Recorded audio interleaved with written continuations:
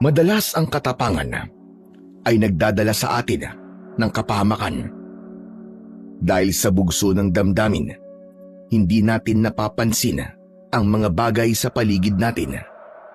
Paano kung sa pagiging matapang mo ay napadpad ka sa isang lugar na para bang walang kadilimang tinatago? Isang baryong sagana sa mga halamang gumamela, ng simpleng bulaklak nito ay magdadala pala sa'yo sa bingit ng kamatayan. Ano nga kaya ang misteryong tinatago sa baryong napuntahan namin ng aking ama? Magandang araw po sa inyo, Sir Blair. Lalong-lalo na sa mga giliw ninyong tagapakinig at taga-suporta sa inyong mga YouTube channel. Ako nga po pala si Dante, 20 taong gulang. Palagi po akong nakikinig sa mga kwentong inyong itinatampok sa inyong programa at talagang magaganda po ang inyong mga istorya. Kaya naisip ko rin po na ibahagi sa inyo ang karanasan namin ni tatay nang mapadpad kami sa isang liblib na baryo sa probinsya ng Camarines Norte. Dahil wala sa pagkatao namin bilang isang mga antingero ang salitang atras, tumuloy kami ni tatay upang habulin ang mga taong nanggulo sa baryo namin. Ang hindi po namin alam, isa pala yung patibong na susubok sa katapangan namin bilang isang mga antingero. Siya nga po pala, ang pangyayaring ito ay naganap taong 1990. Sisimulan ko na po ang kwento sa araw na nakasagupa namin ni tatay ang dayong mga lalaki. Pero bago po yun, ako po ulit si Dante. At ito ang aking kwento. O ikaw, hindi ba't sinabihan na kita kahapon na huwag kang magparada rito ng tricycle mo? Eh bakit? Sino ka ba? Ako si Brando. Ako lang ang may karapatang pumarada rito dahil kami ang nagbabayad sa renta rito. Wala akong pakialam kung ikaw nagbabayad dito. Hindi ka taga rito, kaya wala kang karapatan na paalisin ako rito. Isa pa, hindi mo pag-aari ang gilid ng kalsadan to. Pare-pareho naman tayo namamasada, hindi ba? Pero ako ang nauna sa pwestong to. Kaya umalis ka sa pwesto mo. Dahil bayad ko na to. Ang pinag-uusapan natin dito, kung sino ang taga rito, siyang dapat na priority sa pila. Isa pa, hindi mo to sakop. Iba ang ruta nyo. Teka nga, siguro kayo yung madalas na napapabalitang nananakit na mga kapwa ko tricycle driver, ano? Tama ba? Oo, kami ngayon. Kaya dapat matakot ka na. Sa Diyos lang ako natatakot. Pero sa kagaya mong bastos, hindi ako pagtataasan ng balahibo sa'yo. Totoo nga ang balitang matapang ka, Mang Alex. Mabuti naman at nabalitaan mo. Kaya makakaalis ka na. Doon ka pumunta sa lugar mo. Hindi rito. Eh gusto ko rito eh. May magagawa ka ba? Kaya mo ba akong paalisin dito? Hindi ako natatakot sa'yo. Kaya pala, nagsama ka pa ng 5 asungot para paalisin ako sa pwesto ko. Dahil hindi ka natatakot sa akin. Aba, tinatarantado mo yata ako ah. Asungot ba ka mo? Akala mo ba walang dahilan kung bakit ginugulo kita rito ha? Ano ba dahilan mo? Yung hayop mong anak na si Dante. Binutas lang naman niya ang gulong ng tricycle ko kahapon. Magpasalamat ka. Gulong mo lang ang binutas ng anak ko. Hindi ang tagiliran mo. Talagang nagmayabang ka pa sa ginawa ng anak mo ah. Kaya mabuti pa, habang nakapagtitimpi pa ako, iatras mo na ang tricycle mo. Hindi ko iaatras ang tricycle ko. Kung gusto mo kayo umatras. Hindi naman kayo taga rito, hindi ba? Malinaw na kami ang dapat na mauna sa pila, hindi kayo. Ba't matapang ka nga? Sino bang pinagmamalaki mo ha? Yung anak mong kasing inutil mo? Huwag mong madamay-damay ang anak ko rito. Baka magsisi ka. Hindi mo pa nga nasusubukan makipagsuntukan sa kanya. Tinawag mo na agad siyang inutil. Baka kapag narito siya, ay manghiram ka ng mukha sa aso. Sige nga, tawagin mo nga ang pinagmamalaki mong anak. Baka pagsamahin ko pa kayo. Pero mas maganda sigurong unahin na lang kitang pabagsakin. Ikaw kung kaya mo akong pabagsakin. Yun naman ay kung tatama ka rin sa akin. Tay, teka. Ano pa nangyayari dito? Bakit hinaharangan kayo ng mga lalaking yan? Pasado 9:00 ng umaga, nang madatnan ko ang panggugulo ng mga dayong lalaki sa tatay ko na si Mang Alex. 5 lalaki laban sa isa. Ganyan katapang ang tatay ko. Nasa bahay ako noon nang tawagin ako ng kaibigan kong si Mario at ibinalita niya sa akin na meron daw na nanggugulo kay tatay sa pila ng paradahan ng tricycle. Tricycle driver po kami ni tatay. Pero bukod doon ay mga antingero din kami, ngunit hindi alam yon ng mga taga samin. Kaya naman madalas na may nangangas talaga na maka-encounter kami ng mga barumbadong mga tao. Hindi lang si tatay ang ginugulo nila, pati ang kapwa namin driver. Hinaharangan nila ang mga ito sa kalsada at pinabababa ng sasakyan ang mga pasahero nito para lumipat sa kanilang sasakyan. Dahil sa galit ko, binutas ko ang gulong ng kanilang sasakyan, kaya iyon ang naging dahilan kung bakit sumugod ang mga ito sa pwesto ni tatay. Anak, pinaalis nila ako sa pila Hoy ungas, totoo bang sinabi ng tatay ko? Huwag mo akong matawag-tawag na ungas ha. May pangalan ako. Wala akong pakialam kung may pangalan ka, ungas. Wala kang karapatang magpaalis sa mga nakapilang sasakyan dito. Ang mga kagaya mo, dun dapat nakapwesto sa sementeryo. Dun kayo nababagay, maging panakot sa mga uwak. Tinatarantado mo ba ako, ha? Uy, nahalata mo pala. Ano, baka gusto mong ako na lang ang magpaalis sa'yo? O baka gusto mong umalis dito? Nabitbit ang ulo mo, ha? Mukhang matapang ka nga, kagaya ng tatay mo. Hindi ako matapang, ungas. May patakaran lang kaming pinapairal sa pilahang to. Kung sino ang taga rito, siya ang priority sa pila. Tsaka kung sino ang unang nakapwesto, siya ang dapat na mauna. Masyado yatang makapal ang pagmumukha mo para paalisin ang tatay ko rito.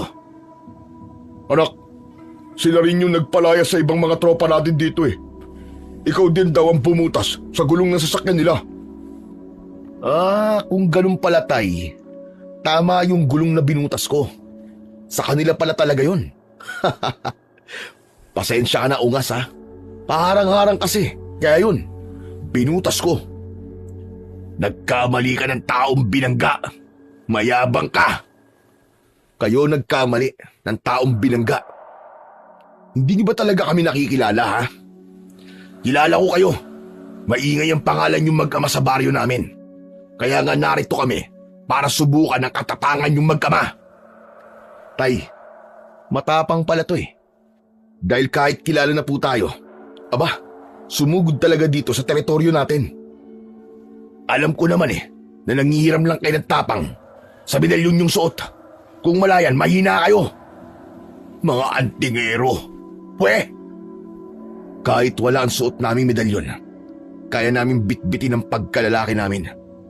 Hindi kami umaatras sa laban. Kaya wag mo kaming hahamunin at mamaliitin. At wag mo ring hahamakin ang pagiging antingero namin ng tatay ko. Alaga naman matapang lang kayo dahil nasa teritoryo nyo kayo. Pero kung tutusin, kung kayo nasa teritoryo namin, manghihiram din kayo ng lakas sa ibang tao. Huwag mo kaming subukan, Brando. Dahil baka ikaw ang manghiram ng tapang sa aso. Buwisit. Tama na ang satsat. Simulan na natin ang suntukan. Di laban na. Sumugod ka na. Hindi ko inaasahan ang maagang pagpalag ng kalaban ko. Kaya hindi ko na rin pinatagal ang usapan naming yon. Agad kong iniangat ang kamay ko at sinuntok ko sa mukha si Brando. Nakipagsabayan na rin si tatay sa mga kasama ni Brando. Tumulong din sa amin ang mga kapwa namin driver. Nagkagulo sa pilahan ng tricycle at bawat panig walang gustong magpatalo. Pareho kami ng diskarte ni tatay pagdating sa pakikipaglaban. Bawat tamaan ng malakas naming sipa, tiyak na babagsak sa lupa. Sumiklab ang suntukan at pagpapalitan namin ng atake sa isa't isa. Tama nga sila. May kakaiba kayong lakas na magkama. Ang dami mo naman satsat. Para kang puwet ng manok. Putak ng putak. Saluin mo ang suntok ko. Ang bibig ko. Hayop ka. Magbabayad ka. Ano, laban pa? Yan lang ba ang kaya mo, ha? Gaganti ako sa'yo. Heto sa'yo! Oh, bakit mo naman sinusuntok ang kasama mo? Dinamaan tuloy sa bibig. Bilisan mo kasi nang hindi ako nakakaiwas. Hayop ka. Naiiwasan mo mga suntok ko, ha? Kaya tinatamaan ko ay ang mga kakampi ko. Sandali. Tignan mo muna mga kakampi mo. Kay tatay pa lang, hindi na sila umubra. Sa akin pa kaya? Ang yabang mo, ang dapat sa'yo, durugin ang pagmumuka. Eh di gawin mo, huwag mong sabihin. Isang pagkakamali, ang pagpapakita ninyo sa akin na katapangan. Humanda ka, hindi kita titigilan.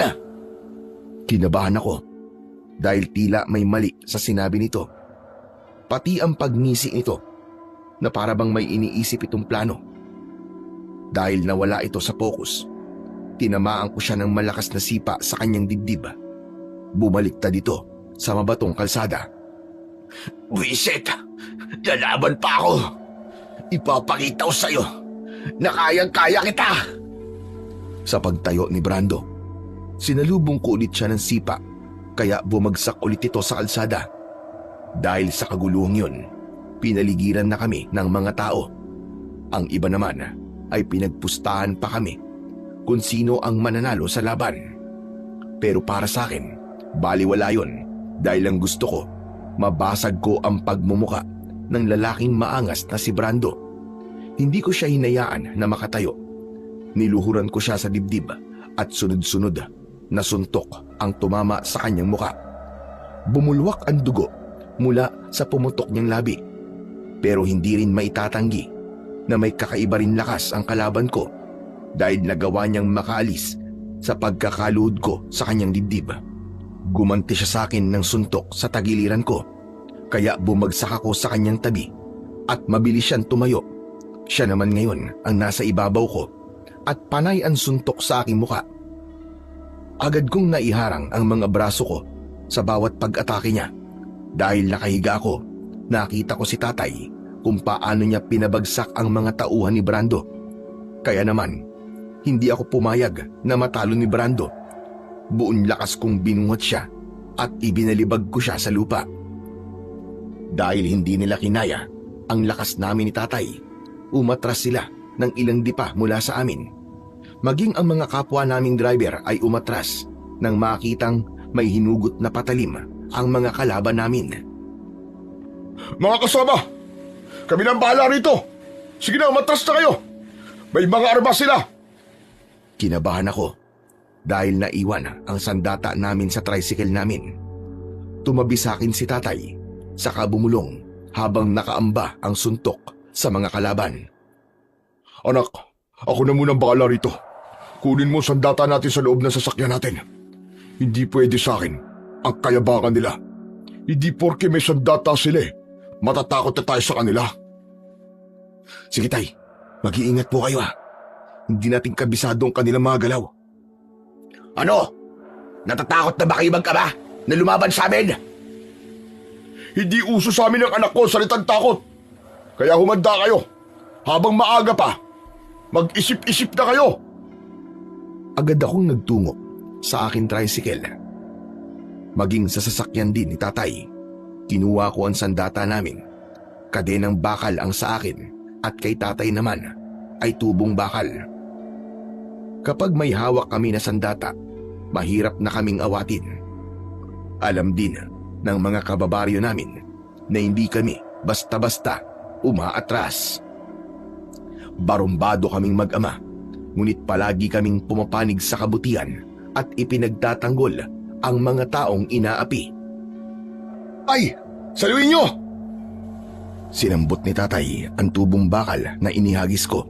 Sabay pinaikot niya to sa ere. Ako naman ay hila ko ang kadenang bakal. Hindi ito basta-basta kadena lang. Dahil ito mismo ay kadena ng tricycle ko.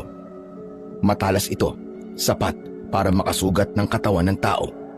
Saka kami pumosisyon ni tatay paharap sa mga kalaban na ilang di pa lang ang layo sa amin. Nakahanda ang kanilang mga balisong sa tigkabilaan nilang kamay. Ano tay? Handa na po ba kayo? Basagin na po natin ang pagmumukha ng mga hayop na yan. Ano pang hinihintay nyo? Sumugod na kayo! Sa pagsisimula ng aming labanan ay mas lalong lumakas ang sigawan ng mga tao sa paligid namin. Natakot sila dahil pare-pareho kaming may mga sandata. Dahil naman sa suot naming medalyong 7 arkanghel, naging malakas ang loob namin ni tatay na harapin ang anumang laban na hahamon sa aming kakayahan.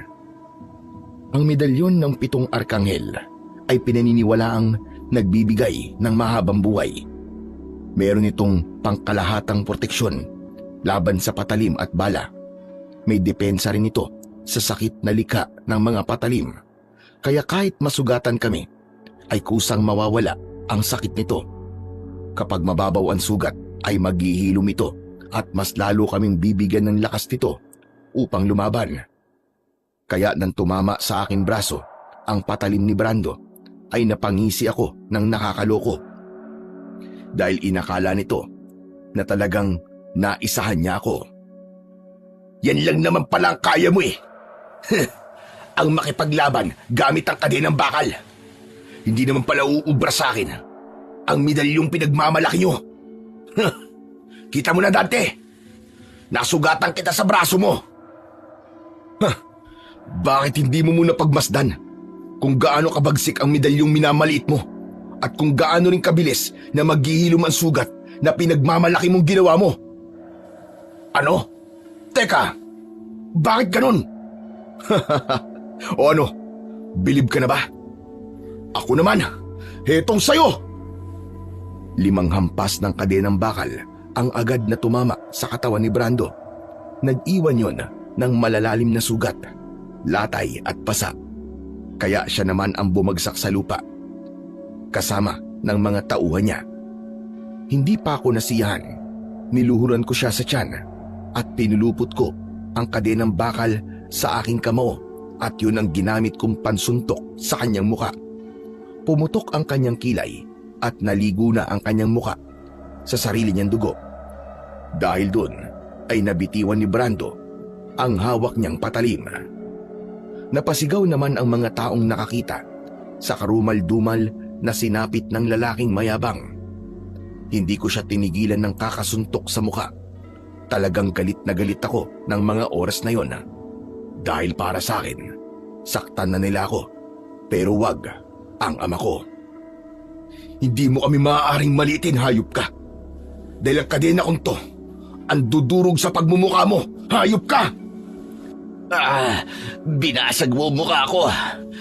Akala mo ba, mapapasuko mo ko? Iuuntog naman kita sa mabatong kalsadang to. Naramdaman ko ang kamay niya na dumakot sa buhok ko at hindi ako nakabalanse. Bumagsak akong pasubsob sa batuhan.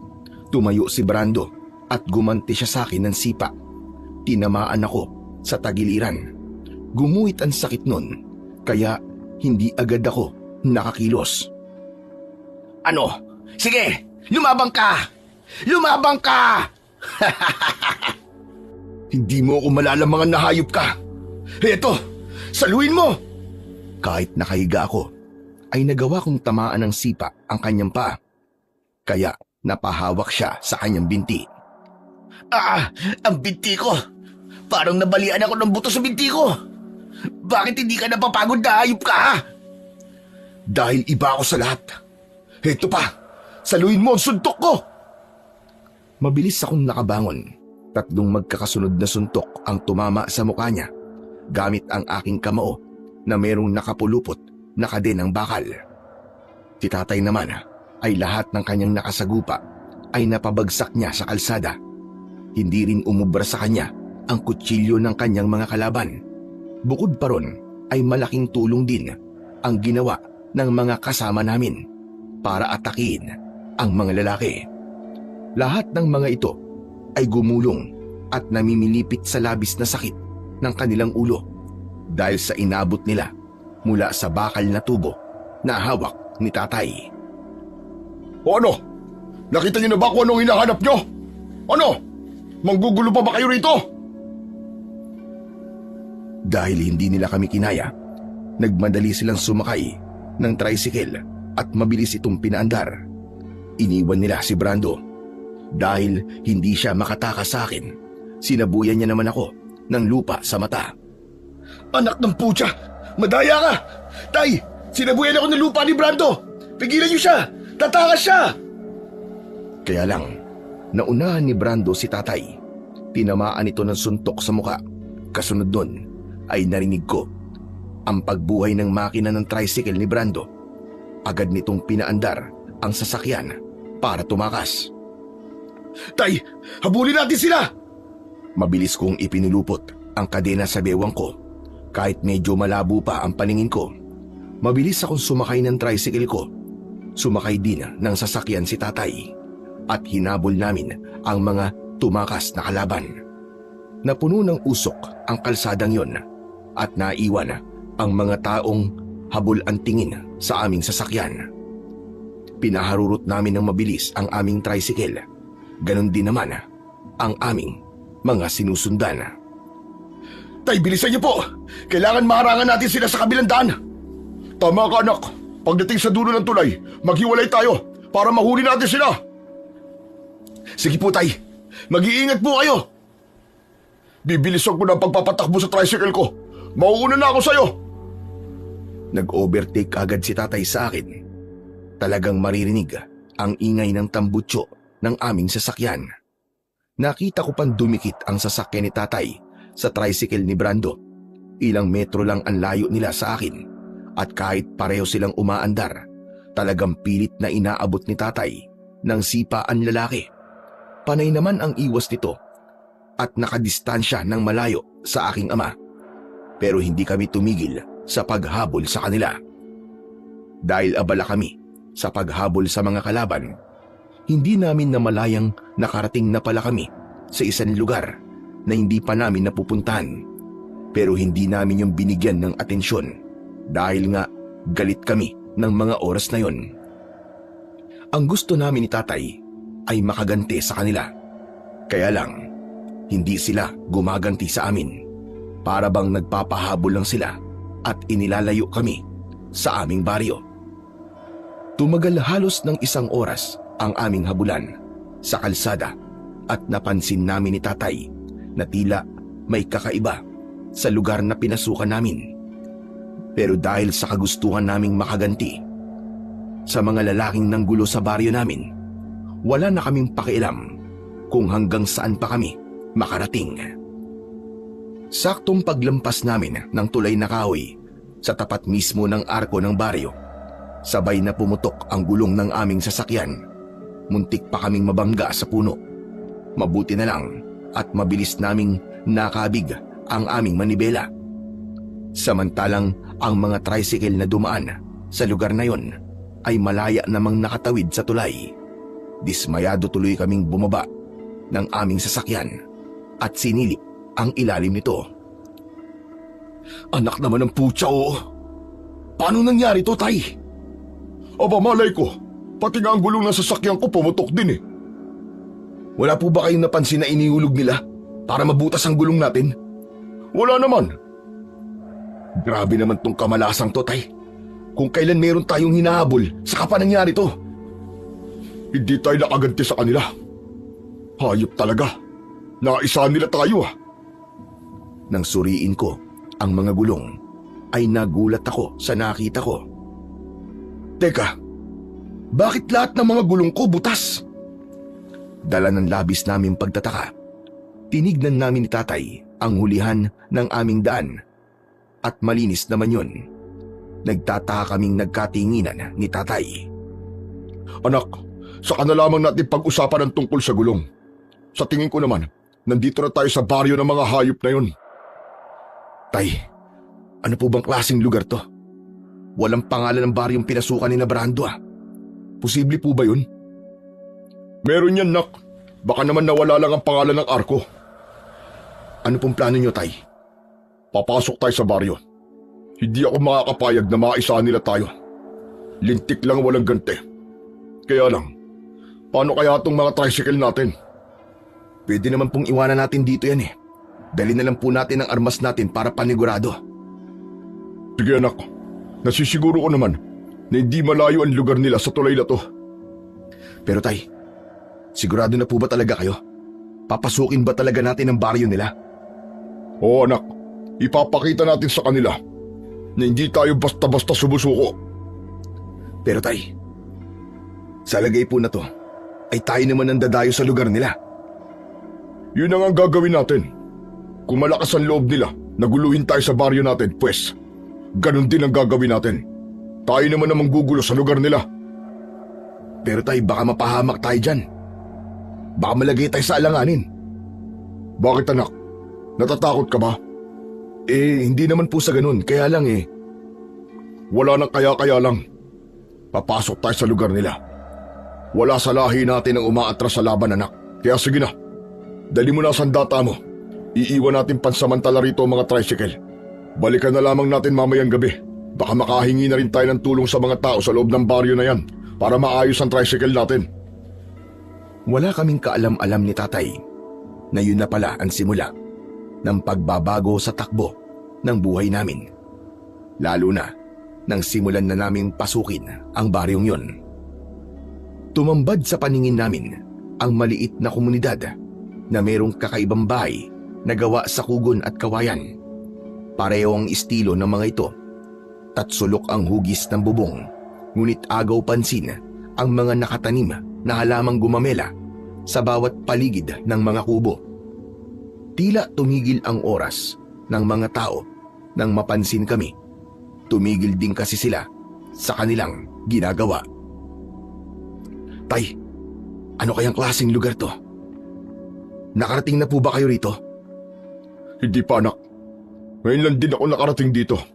At ngayon ko lang din nalaman na mayroong ganitong lugar sa probinsya natin. Kakaibang tingin ng mga tao sa atin, Tay. Parang lalamunin tayo ng buhay. Dahil napansin nila ang sandata natin. Agaw pansin tayo sa kanila dahil sa itsura natin.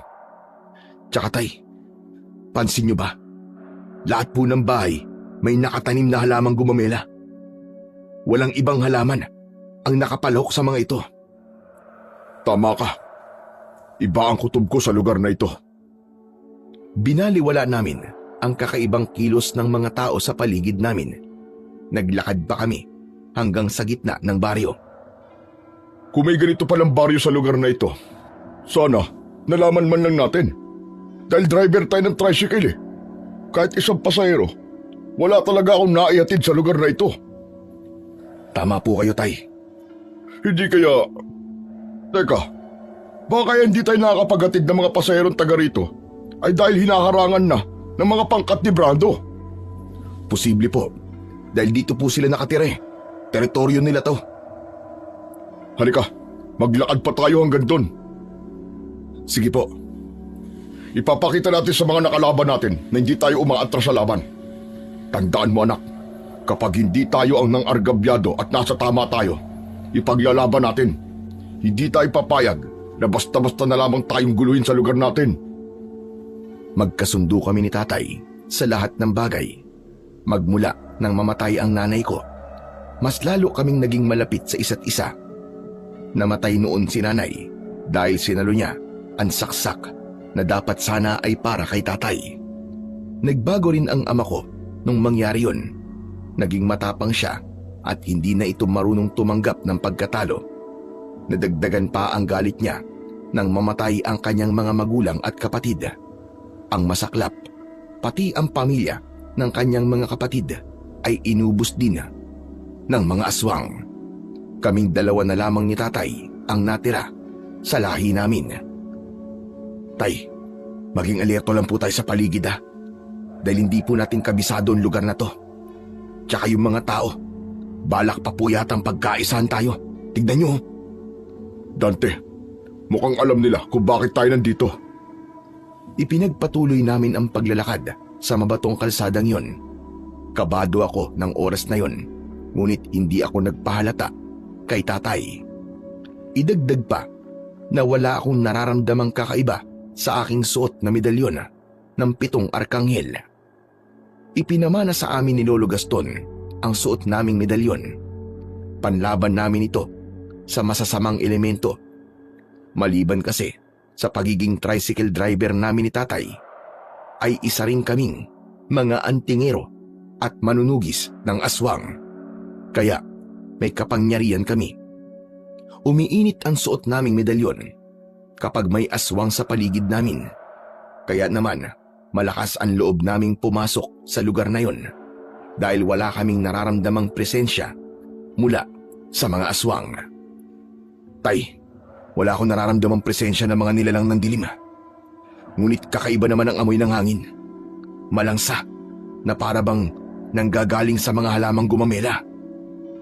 Yan din na napapansin ko kanina pa. Maganda nga dahil marami ang bulaklak.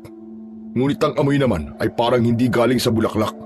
Parang kasing amoy ng sariwang dugo ng tao. Kinilabutan ako nang sabihin niyo ni tatay.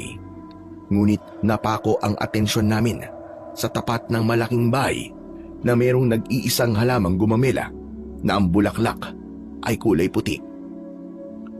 Maya-maya pa ay bigla kaming nakarinig ng boses ng isang matandang lalaki mula sa aming likuran.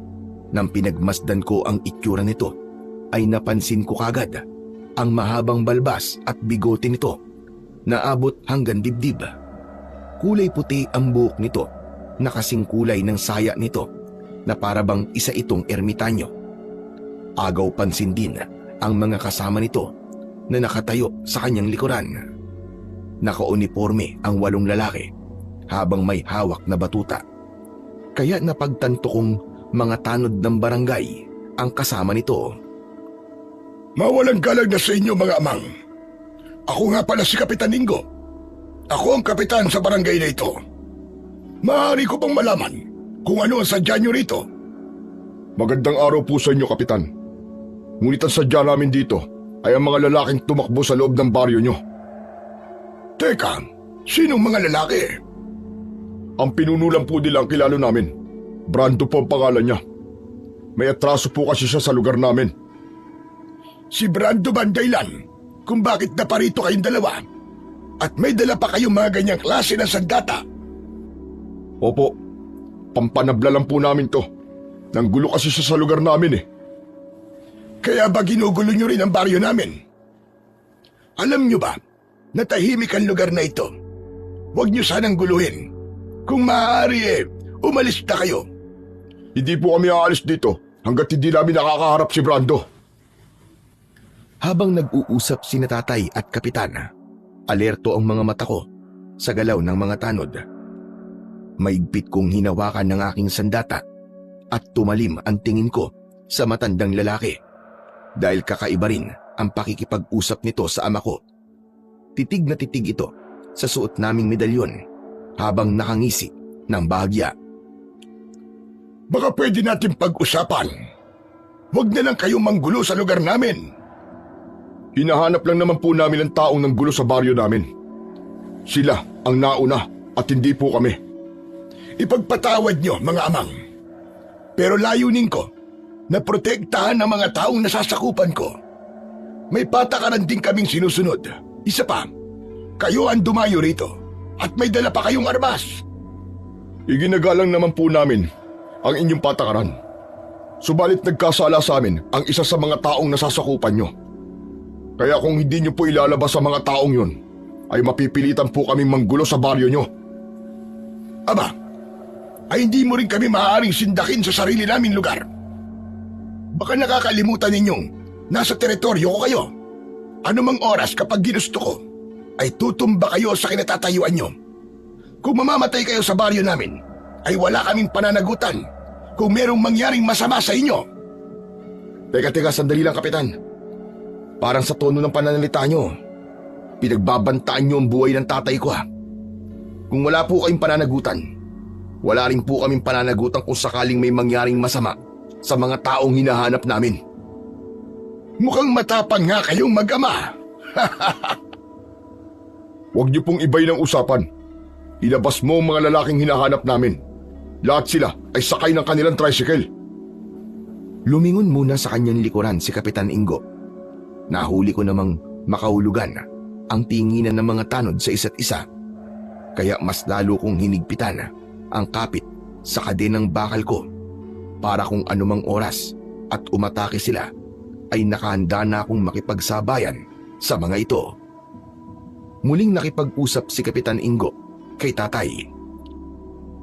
Bueno, nakikita mo naman siguro na malinis ang gilid ng kalsada at walang mga nakaparadang tricycle. Kaya hanggat maaari, sige na, makakaalis na kayo. Hindi namin papayagan na kayo ay manggulo rito. Nakikipag-usap kami ng maayos at may pagkakataon pa kayong makaalis sa lugar namin. Teka, sandali lang Kapitan Ingo. Hindi naman kami makakapayag na basta nyo na lamang kaming ipagtatabo yan nang hindi nakakausap at nakikita ang mga lalaking ng gulo sa lugar namin. Malaki ang atraso ng mga yun sa amin.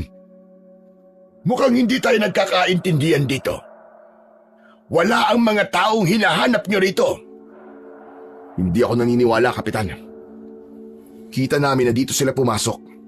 Kaya kung hindi nyo sila ilalabas, ay mapipilitan kaming makipaglaban sa inyo. Ngayon lamang ako nakakita ng isang binatang malakas ang loob na amunin ng kapitan ng isang baryo at hindi tinitignan kung mas matanda ba ang kausap niya. Kapitan, marunong din naman po ako rumispeto kung yun po ang ibig niyong sabihin. Pero ang pinag-uusapan po rito ay ang pagkatao naming mag-ama. Ngayon, at nakikipagmatigasan kayo, lumalabas na pinoprotektahan nyo ang mga taong yun. Hinahamon ko kayo ng isang duelo, Kapitan Ingo. Teka, tama ba ang narinig ko? Duelo? Makikipagduelo ka kamo sa akin? Oh, ganun na nga. Abat, bilib din naman ako sa tapang mo. May pinagmanahan naman pala tong anak mo eh. Pero ang katapangan ninyo, wala sa lugar. Nasa lugar kami. Dahil kung saan kami nakatayo, naroon ang lugar namin ng anak ko. Tama si tatay. Hindi kami makakapayag na kayang-kayanan lamang ng mga tauhan nyo ang mga tao sa baryo namin. Baka hindi nyo alam na yung mga taong pinagtatanggol nyo ay madalas na nanggugulo sa baryo namin. Hala sige, total kayo naman ang nagsimula nito. Bilang kapitan, wala akong pananagutan kung sakaling merong mangyaring masama sa inyo sa baryo ko. Dahil sa inyo ito nag-umpisa. Sige, tinatanggap ko na wala kang pananagutan sa amin. Bilang kabayaran naman, kapag kaming nanalo sa duelo, ihaharap nyo sa amin ang 5 lalaking nakalaban namin kanina. Sige, iharap ko sila sa inyo. Pero kapag natalo namin kayo, lalabas kayo sa baryo namin. Humakbang patras si Kapitan Ingo at pumunta sa unahan nito ang kanyang mga tanod. Nakangisi silang lahat na para bang minamaliit nila ang kakayahan namin ni tatay. Agad na umatake sa amin ang mga tanod nito gamit ang kanilang batuta. Pero mabilis din naming nailagan ang mga armas. Nang makahanap ako ng pagkakataon, ako naman ang umatake sa kanila. Sige, saluhin nyo naman ang kadena ko! Bawat tamaan ng sandata ko ay talaga namang namimilipit sa labis na sakit. Ang iba ay natakot at hindi na umatake dahil sa malalim nilang sugat sa kanilang katawan. Si tatay naman ay abala sa pakikipaglaban sa ibang mga tanod. Bawat pagpalo niya ng tubong bakal, kasunod nun ang sipa nito na tumatama naman sa muka ng kalaban. Sabay-sabay silang bumagsak sa mabatong kalsada. Ang matandang lalaki naman na si Kapitan Ingo ay napaatras nang makitang nanalo kami sa laban. Hindi ko inaasang mapapabagsak niyo mga tanod ko. Talagang mahusay kayo mag-ama. Kaya pala malakas ang loob niyong pumasok sa baryo namin Tama na ang paligoy-ligoy. Ngayong napabagsak na namin ang mga tanod mo. Ikaw naman ang lumaban sa akin. Hindi ako lalaban. Tanggap ko na ang pagkatalo ko. Tutuparin ko ang kahilingan ninyo. Ngunit, bigyan niyo pa ako ng palugit. Kahit 2 araw lang. Ano ka mo? 2 araw? Bakit? Para hanapin ang mga taong hinahanap ninyo. Bilang kapitan, sagot ko ang bahay at pagkain nyo rito. Habang nananatili kayo sa baryo ko. Dapat lang, dahil natalo namin kayo sa duelo. Tuparin niyo ang inyong pangako, kapitan. May isa akong salita. Bilang kapitan ng baryong ito, kailangang igalang ako ng mga tao. Kaya ang bawat sasabihin ko ay batas.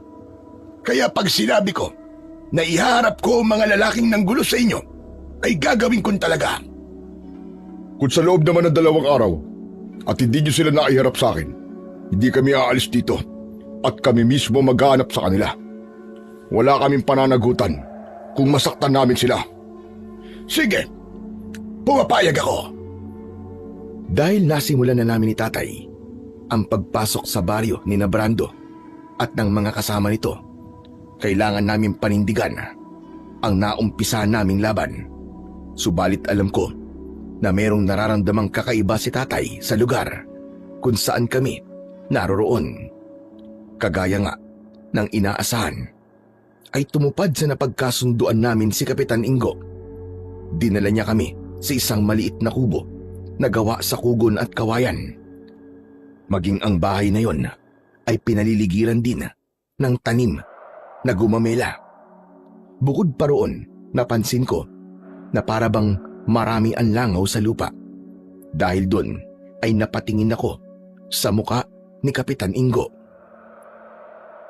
Kung napapansin nyo na marami ang langaw sa baryo namin, yun ay dahil sa mga pataba na inilalagay namin sa ugat ng mga halaman. Bakit po kailangan panlagyan ng pataba? Malaki naman po ang mga halaman at sagana pa sa mga bulaklak. Para sa amin kasi, pantaboy yan ng masamang elemento at enerhiyang papasok sa baryo namin para mabigyan ng proteksyon ng lahat ng mga taga rito. Kaya hanggat maaari ay sinisikap ko rin na hindi kami magugulo ng mga taong labas. Pero dapat ay alam niyo po na kung gaano niyo po pinangangalagaan ng lugar niyo, ay ganun din po kami. Kaya nga tao na kaming nakikipag-usap sa inyo. Huwag na sanang humantong pa sa gulo ang pagparito nyo. Isa pa, may hihilingin lang ako. Huwag na huwag ninyong hahawakan ng bulaklak ng gumamela. Wala kayong pakikialaman sa lugar na ito. Sige po, kung yan po ang gusto nyo. Tsaka may isa pa. Kung may mapapansin man kayo sa lugar namin, wala kayong karapatan na magtanong dahil bisita namin kayo rito ng sapilitan.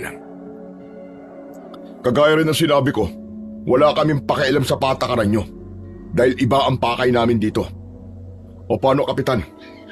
Pagod na kami. Baka pwede kami magpahinga. Sige, pumasok na kayo sa loob ng bahay. Pagkatapos naming magkasundo ni Kapitan Ingo, ay pumasok na kami sa loob ng bahay. Ilang sandali pa, ay narinig namin ang yabag ng mga paa ni na Kapitan Ingo palabas ng bakurang yon. Hanggang sa kaming 2 na lamang ni tatay ang natira sa lugar na yon. Nang nakapagpahinga kami, doon kami nakapag-usap ng maayos. Ay, may napapansin din po ba kayo sa baryong to? Oo, anak. Kaya nga pumayag ako sa hiling ni Kapitan na manatili tayo rito kahit 2 araw. Kung ganun po, may iba kayong pinaplano? Tama ka, Dante. Ang ipinagtataka ko, bakit po kaya tahimik ang medalyon natin, Tay? Ganun din po ba ang medalyon nyo, Tay? Oo, anak. Palatandaan po ba na walang aswang sa paligid? Hindi tayo nakakasigurado, Dante. Para bang may bumabalot na kung ano sa baryong to. Sa bahay na ito, inabutan na kami ng dilim. Ngunit nakaupo pa rin kami sa katre at nakikiramdam sa paligid. Sabay rin kaming nahiga sa katre habang nakatingin sa kisame. Masyado naman po yatang tahimik ang gabing to, Tay. Ang katahimikan ang madalas na pinagtataguan ng kaguluhan. Huwag tayo magpakampante sa paligid, anak. Ang mabuting gawin natin, palitan tayo sa pagtulog. Tama po ang naiisip niyo, Tay. Kayo po munang matulog para may isang magbabantay sa atin. Kapag nakaidlip na ako, gisingin mo ako para ikaw naman na makatulog. Sige po, Tay. Naunang natulog si Tatay. Alam ko naman na napagod din siya sa pakikipaglaban sa mga tanod kanina. Maya-maya pa ay humihilik na ito, ngunit kasabay ng ingay nito ang huni ng mga langaw sa labas. Kaya napabalikwas ako ng bangon. Ano kayang inilalagay nilang pataba sa halamang gumamela? Bakit kaya ganun ang mga langaw na yun? Natukso kong alamin ang dahilan ng pagkakagulo ng mga langaw sa labas ng bahay. Taliwas yun sa patakarang sinasabi ni Kapitan Ingo na huwag kong pakikialaman ang mga halamang yun. Ngunit likas sa akin ang pagiging mausisa. Kaya naman, lumabas ako ng bahay at pinagmasdan ang mga halaman na tinatamaan ng liwanag mula sa sikat ng buwan. Pati ang simoy ng hangin dito, malangsa rin. Paano kaya natatagalan ng mga tao ang amoy ng halaman dito? Grabe, ang baho talaga. Hindi ko na malayang naglalakad na pala ako para lapitan ang isa sa mga halamang gumamela. Tila may malakas na puwersang humihila sa akin para hawakan ang bulaklak nito. Ngunit nabawi ko kagad ang kamay ko. Kinilabutan ako nang biglang nagkulay ube ang kamay ko. Nagkaroon ng pantal ang balat ko at gumapang yun hanggang sa braso ko. Biglang uminit ang pakiramdam ko at talagang kakaiba ang sakit na naramdaman ko. Aray! Bakit ganito? Napakasakit! Ang kati! Teka, ano to? Biglang namaga ang kamay ko. Tsaka ang bulaklak na hinawakan ko, biglang nagkulay itim. Napaatras ako nang tila merong buhay ang halamang gumamela. Kumalog yun na parabang nasaktan din ito. Diyos ko, may kakaiba nga sa bulaklak na to. Kailangan malaman to ni Tatay. Grabe, sobrang hapdi talaga ng kamay ko. Hawak ko ang pulsuhan ko nang pumasok ako sa loob ng bahay. Nagulat ako dahil biglang nagsabay-sabay na umalulong ang mga aso sa paligid.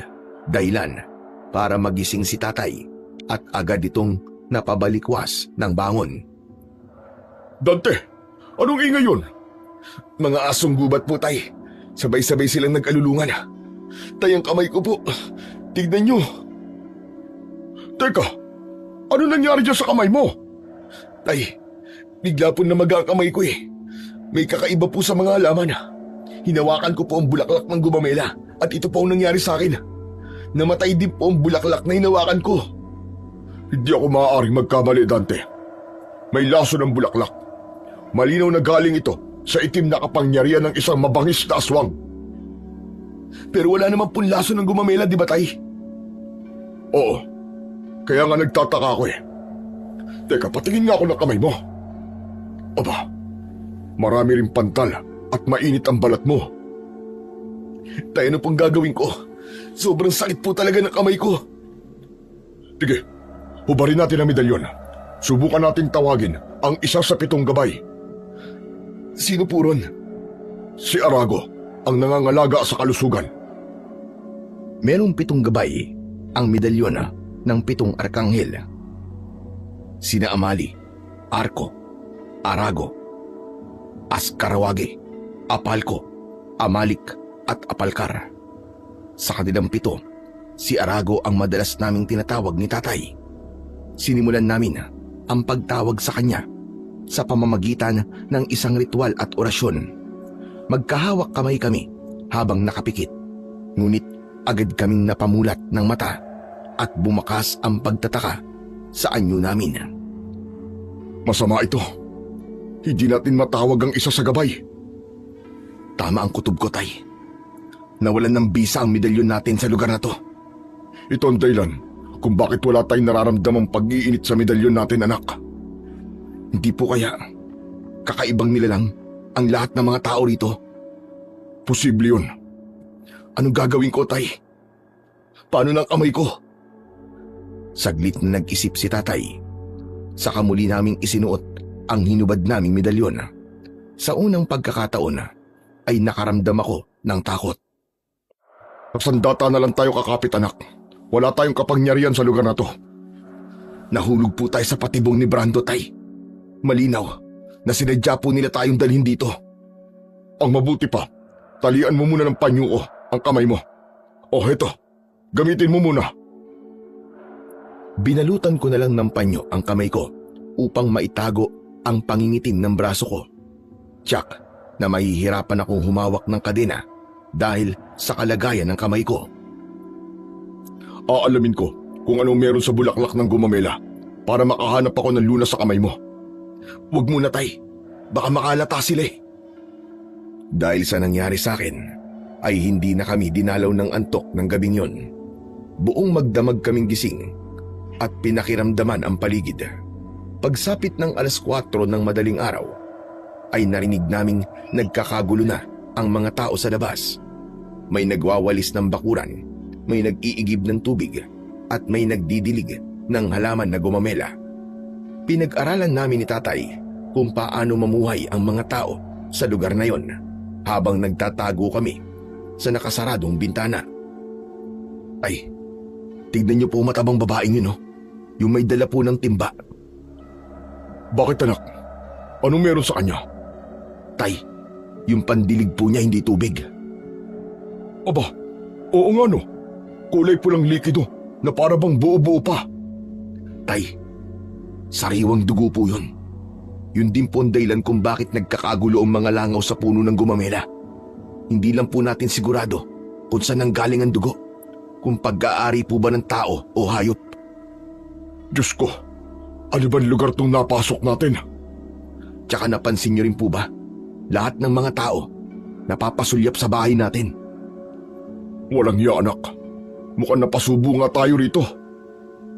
Habang kami ay nanonood sa ginagawa ng mga tao, ay napansin ko ang isang batang lalaki na mayroong tulak na kariton. Sumisigaw ito ng tubig habang ang kariton ay puno ng galon. Tumigil ito sa tapat ng bakuran namin at pumasok sa loob. Pagtapat nito sa pinto ay tumawag ito. "Tao po! Tao po! Gising na po ba ang mga bisita ni Kapitan Ingo?" Tay, parang tayong tinatawag ng batang yun ah. Ano kaya ang sadya niya sa atin? Baka po bibigyan niya tayo ng tubig.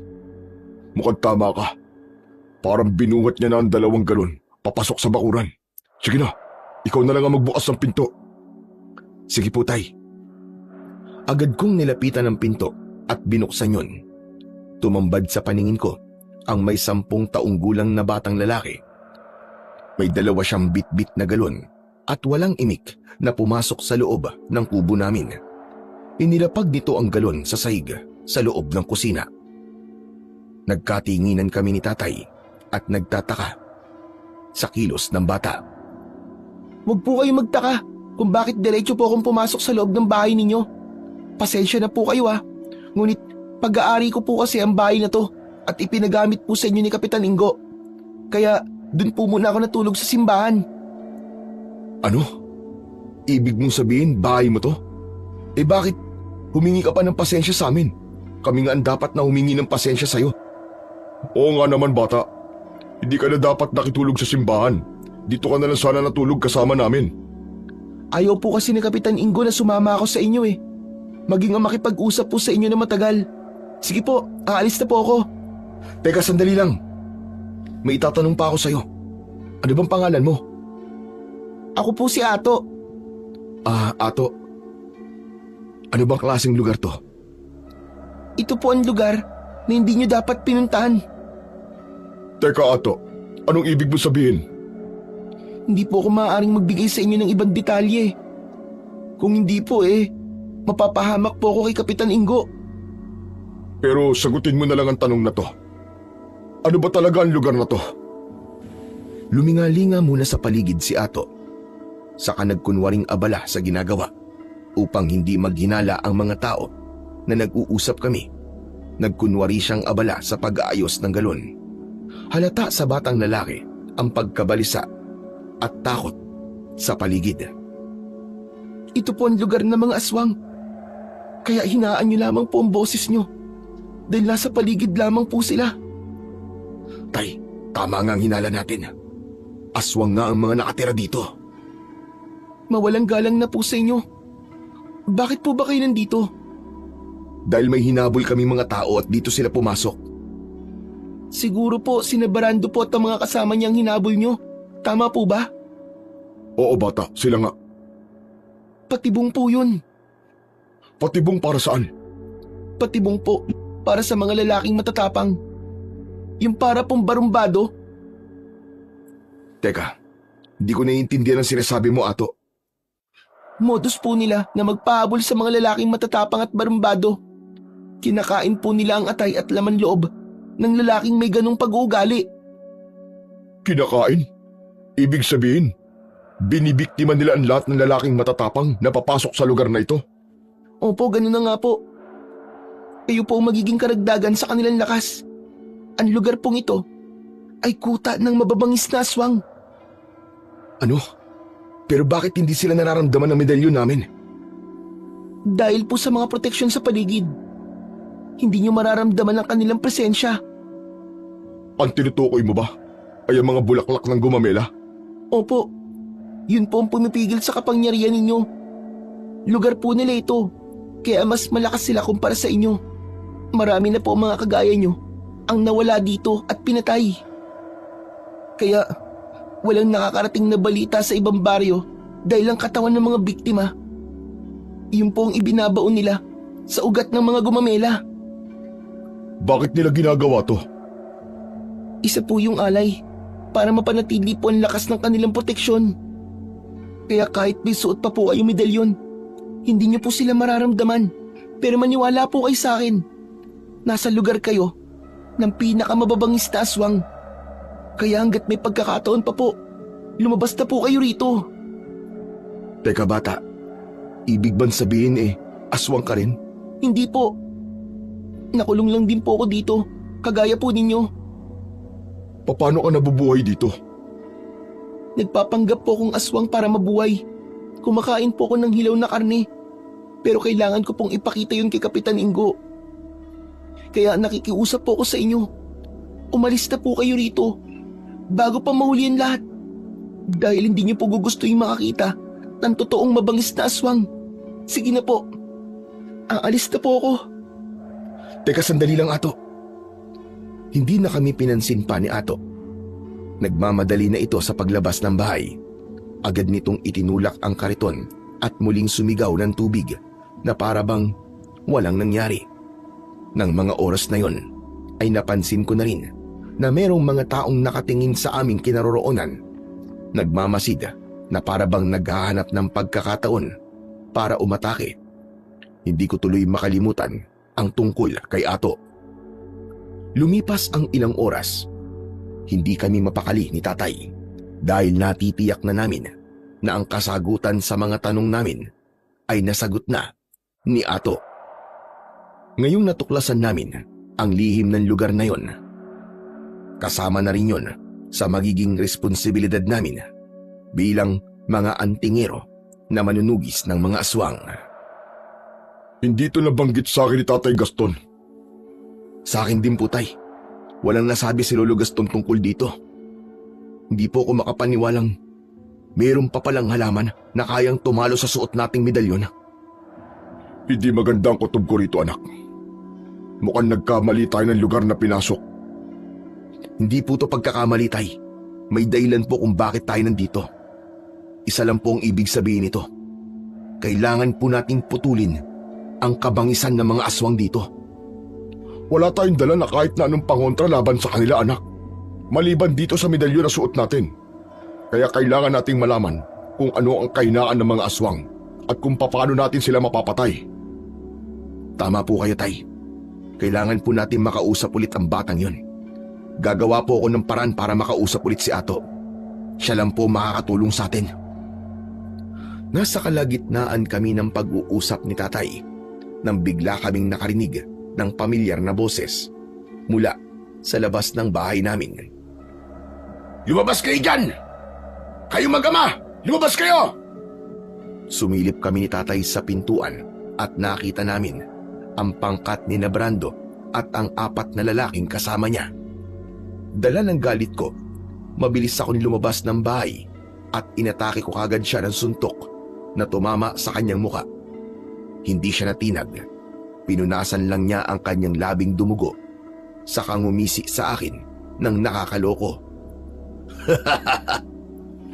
Masyado mo naman akong namiss. Ituloy na natin ang laban. Hayop ka, Brando. Nang mga sandaling yon, ay alam ko nang hindi ordinaryong tao ang kaharap namin. Batay sa kwento ni Ato, siya lang ang tao sa lugar na ito. Dante! Saluhin mo! Inihagis sa akin ni tatay ang kadena at lumabas ito ng kubo. Hawak din ang kanyang tubo na bakal. Nang makita ni Brando na handa kami para lumaban sa kanila, bahagya itong umatras ng ilang dipa mula sa amin. Ngunit nakangisi pa rin ito habang nagpapalipat-lipat ang tingin sa aming dalawa ni tatay. Teka, sandali lang naman, Dante. Huwag ka masyado magbadali sa pakikipaglaban sa akin. Hindi ko pinansin ang sinabi ni Brando. Sa halip ay ibinalot ko ang kadena sa kamao ko. Saka ako humandang umatake sa kanila. Dante, hindi mo muna ako pwedeng gamitan ng kadenang bakal. Baka nakakalimutan mong nasa teritoryo kita. Kayo ng tatay mo. Wala akong pakialam. Ang lakas ng loob mong pumunta rito sa bahay na to para ipakita ang pagmumukha mo sa akin. Hindi ako makakapayag na magtapos lang ang laban natin sa pagtakas mo. Hindi naman ako tumakas eh. Narito na nga ako, di ba? Talaga palang sinundan niyo pa ako dito. Oo, susundan kita kahit hanggang sa impyerno, hayop ka. Hindi ba't matapang kayo? Barumbado ko, no? Sige, simulan na natin ang laban nang makita mo ang impyernong sinasabi mo. Pero bago yun, magpapakilala muna kami sa inyo. Magkatabi kami ni tatay noon nang biglang napunit ang damit ng mga taong kaharap namin. Lumitaw mula sa kanilang likod ang mga tinik na kasing tulis ng dulo ng gunting. Umangil sila ng malakas, kaya lumitaw sa bibig nila ang 2 dangkal na haba ng pangil. Tumutulo ang malapot nilang laway habang ang kanilang mga mata ay mapupula. Bukod sa kanilang matutulis na mga kuko, naglabas pa sila ng patalim. Sa pagkakataong yon, mahirap na silang banggain. Ang mga tao sa lugar na yon ay tumigil sa kanilang ginagawa para bang baliwala lang sa kanila ang itsura ng mga aswang na nasa harapan namin. Tay, ano pong klaseng nilalang sila? Hindi ko rin alam, anak. Ngayon lang ako nakita ng ganyang klaseng nilalang. Nakahawig ng aso. Ngunit baskulado ang pangangatawan. Iba po sila sa mga aswang na dati na po nating nakalaban. Ano? Bakit kayo natitigilan? Nagulat ba kayo? Hindi kami nagulat. Dahil asal mo pa lang, panghalimaw na talaga. Isa pa, una pa lang alam ko ng aswang ka, Gunggong. Aminin mo na. Natatakot ka sa akin. Sinabi nang hindi ako natatakot sa iyo eh. Dahil ako ang dapat mong katakutan. Mabilis kaming sumugod, papalapit sa kanilang kinaroroonan. Isinuntok ko ang kamao ko na merong kadenang bakal. Tumama agad yun sa mukha ng aswang na si Brando. Si tatay naman ay parang nagtatabas lang ng tubo. Bawat tamaan ng armas nito ay agad na bumabagsak sa lupa. Dahil masyado silang malakas, ginawa ko naman latigo ang armas ko. Kaya bago pa sila makalapit sa amin ni tatay, ay tinatamaan na sila ng kadena ko. Tay, hindi po sila basta-basta napapabagsak. Nakakabangon po agad sila. Mag-iingat po kayo. Masyado silang malakas. Dahil wala nang ambisa ang medalyon natin, aasa tayo sa sarili nating kakayahan. Kagaya ng mga nakasanayan namin ni tatay, sabay kaming umatake sa mga kalaban.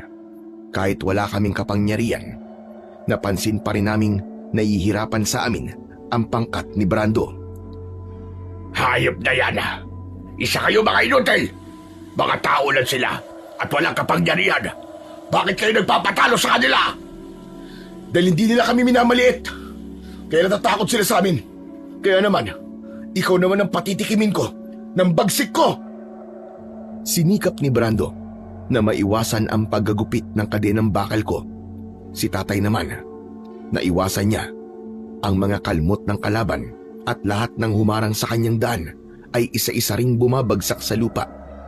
Pero hindi sa lahat ng pagkakataon ay malakas kami dahil nakita kong sasaksakin sana ni Brando si tatay ay mabilis akong tumakbo para salagin ang patalim nito. Kaya ang tinamaan ay ang braso ko. Gumuhit ang sakit at umagos ang dugo mula sa sugat ko. Doon ko napansin na tila napapikit pa ang mga tao habang inaamoy ang dugo ko. Hindi nga nagtagal ay nag-anyo na rin na mga aswang ang mga tao roon. Dumami ang kalaban namin, ngunit hindi naman ako nagpatinag. Hindi maaari. Anak, naamoy ng mga tao ang dugo mo. Kaya nagpalit sila ng anyo para atakihin ka. Napakabango ng dugo ng isang lalaking barumbado. Kapag nakain ko ang puso mo at laman loob mo, Dante, madaragdagan ang lakas ko. Hindi mangyayari yun. Dahil ang dugo mo muna ang ikakalat ko sa lupang kinatatayuan mo. Dahil sa bugso ng damdamin, sumugod ako sa kanila. Umikot ako ng mabilis habang sumasabay sa aking pag-ikot ang kadenang bakal. Lahat ng umatake sa akin, tinamaan ng kadena. Tinamaan din sa leeg si Brando at tumalsik ito sa bakod. Kaya merong bumaon na kahoy sa likod nito. Ang likod ko! Napakasakit! Ano? Masarap ba ha? Partida pa yan. Wala pang bisa ang medalyon ko. Ano? Sumugod ka pa? Hayop ka, Dante! Pagbabayaran mo to! Sobrang sakit ng likod ko! Dahil may tama na si Brando, tumigil sa pag-atake ang mga alagad nito at dumapit sa kanya. Ibig sabihin, nagpapahinga ka rin pala kapag nagkakasugat ka. Nagkakamali ka. Mas lalo kaming lumalakas kapag nagkakasugat kami dahil nakakatikim kami ng sarili namin dugo. Anak, kaya nila magpagaling ng sugat nila sa pamamagitan ng kanilang dila. Hindi natin sila matatalo. Tay, walang imposible sa gustong manalo. Ipapanalo ko po ang laban na to. Hindi ko alam kung bakit umatras ang pangkat ni Brando ng mga sandaling yon. Mga kasama, atras na muna tayo. Atras! Saan kayo pupunta ha? Akala ko ba matatapang kayo? Bumalik kayo rito! Hindi pa tayo tapos! Nang makalabas ng bakuran sina Brando kasama ang mga alagad niya, itinigil ni tatay ang paghampas sa ulo ng mga aswang na nasa harapan nito. Mabilis na bumangon ang mga ito habang sapo ang pumutok nilang ulo at kilay. Hindi sila namamatay sa aming mga sandata, ngunit nangihina sila kapag nasusugatan. Maaari na talo mo kami ngayon, pero hindi ibig sabihin ito na titigil na kami. Hindi ka na makakalabas ng buhay sa baryo namin, tandaan mo yan. Ang magiging paghaba ng buhay nyo rito ay depende sa kung paano nyo maipagtatanggol ang sarili ninyo. Ang ibang aswang ay nagunahan sa pagtakbo papalayo sa lugar na yon. Bago naman tuluyang umalis si Brando, lumingon muna ito at nag-iwan ng isang pagbabanta. Ito tatandaan mo, Dante. Maaaring nanalo kayo ngayon at nabuhay kayo ng isang araw pa. Pero sa susunod nating pagkikita, hindi ko nahahayaang manalo pa kayo at mabuhay pa na matagal. Hindi ako titigil hanggat hindi ko nakukuha ang inyong lakas at katapangan. Ang ingay mo. Hihintayin kita, hayop ka. Darating ako. Huwag kang mag-alala. Hanggat kaya ninyong ipagtanggol ang sarili nyo, mabubuhay kayo. Pero kapag natalo na namin kayo, yun na rin ang magiging katapusan ninyong mag-ama. Tara mga kasama, umalis na tayo rito. Nang mawala sila sa paningin ko, saka ko lamang naramdaman ang malaking sugat ko sa braso. Anak, may tama ka. Nangyari to sa pagsalag ko sa talim ng kutsilyong tatama po sana sa inyo, Tay. Ginamitan nila tayo ng sandata kahit malakas na sila. Nangangahulugang banta pa rin tayo sa buhay nila, anak. Tay, tara na po sa loob. Sobrang hapdi na po ng sugat ko. Inalalayan ako ni Tatay na pumasok sa loob ng bahay. Naupo ako noon sa bangko at piniga ang braso ko upang lumabas ang dugo nitong nabuo sa loob ng sugat ko. Isa yon sa paraan para matanggal ang lason mula sa patalim ng kalaban. May sugat ka na. Kaya mo pa ba? Opo, Tay. Masakit lang talaga ang braso ko pati ang kamay ko. Diyos ko, kailangan talaga magamot ang mga sugat mo, anak. Huwag niyo na po akong alalahanin. Mawawala rin po to. Hindi ko lang po inaasahang kaya nilang magpalit ng anyo kahit may presensya pa ng araw. Ganun sila kabagsik, anak. Tama si Ato. Malakas silang kalaban. Aray! Sobrang sakit, Tay. Ibang sakit na nararamdaman ko. Teka, kailangan malinisan ang sugat mo, anak. Pero saan kaya tayo hahanap ng gamot? Linisan niyo na lamang po ito ng malinis sa tubig, Tay. O heto, meron tubig dito sa galon na dala ni Ato. Mabilis na kumilos si Tatay para maglagay ng tubig sa tela at idampi yun sa sugat ko. Hindi tumigil ang pagdurugo noon, kaya natakot na si Tatay. Hindi ko na alam kung paano patitigilin ang pag-agos ng dugo mula sa sugat mo, anak. Iba talaga kapag puno ng lason ang talim ng kutsilyo. Ay, gutom na rin ako. Nakakapanghina kapag walang laman ng sikmura. Ay naku, pambihira ka naman, oo. May sugat ka na't lahat, pagkain pa rin ang nasa isip mo. Kasi po, gutom na talaga ako, Tay. Kahapon pa tayo walang maayos na kain, di ba? Saan naman tayo hahanap ng pagkain? Mahirap na magtiwala sa pagkain ibibigay sa atin ni Kapitan Ingo. Sabay pa kaming napalingon sa bumukas na pinto sa likod ng bahay sa kusina. Pumasok doon si Ato, dala ang basket na may laman na pagkain at gamot. Maingat itong humakbang papalapit sa amin, sabay senyas sa bintana at pinto. Agad ko naman yung isinara, sabay hila kay Ato. Salamat at dumating ka, Ato. May pagkain ka bang dala? Opo, heto po, may pagkain po akong dala para sa inyo. May luma rin pong damit dito, tsaka sinamahan ko na rin po ng gamot. Nakita ko po kasi ang ginawa sa inyo ng pangkat ni na Brando, kaya nalaman ko po na nasugatan ka, Kuya Dante. Ato, maraming salamat dito ha. Walang anuman po yun. Sige na po, kumain na po kayo at gagamutin ko naman ang sugat ninyo. Ato, ano bang klaseng aswang na kalaban namin kanina? Mamaya na po kayo magtanong. Mas kailangan po munang gamutin ang sugat nyo dahil hindi po yan mag-iilom kahit may kapangyarihan pa po ang medalyon ng 7 arkanghel. Lalo na talagang may lason po ang patalim na ginamit sa inyo. Anong ibig mo sabihin, Ato? May lason po ang kagat at kalmot nila kahit po sa talim. Sige na po, Kuya. Sisimulan ko na po ang panggagamot. Lalagyan ko po ito ng benda para hindi maamoy ng ibang aswang ang dugo po ninyo. Teka, anong klaseng gamot ba yan, Ato? Katas lang po ito ng pinagsamang talbos ng bayabas at dahon ng amarilyo para matalo po ang lansa mula sa sugat ni Kuya Dante. Bakit may alam ka sa panggagamot? Albularyo po ang tatay ko eh. Isang matapang na albularyo at manunugis ng aswang. Bago po siya pinatay sa lugar na ito. Ikinuwento sa amin ni Ato ang nangyari sa kanyang ama at hindi kami makapaniwalang nagawang mamuhay ng bata sa lugar na puno ng mga aswang. Mabilis na ginamot ng bata ang aking sugat at pinanood namin siya ni tatay. Maging si tatay, hindi rin mapakali sa kanyang kinatatayuan at gustong-gusto nang magtanong sa bata. Pagkalipas ng kalahating oras ay natapos sa panggagamot si Ato. Saka namin siya tinanong. Anong klaseng aswang sila, Ato? Sila po ang mga aswang na kurkor. Teka, mukhang bago lang sa pandinig ko ang pangalan ng aswang na yan, ha? Sila po ang mataas na uri ng aswang na may kakayahang mag-anyong engkanto. Nagtataglay po sila ng pambihirang lakas na kaya pong makipagtunggali sa lakas ng isang gabunan. Tinawag po silang kurkor dahil sa tunog ng kanilang nililika kapag meron po silang pinupuntiriyang atakihin.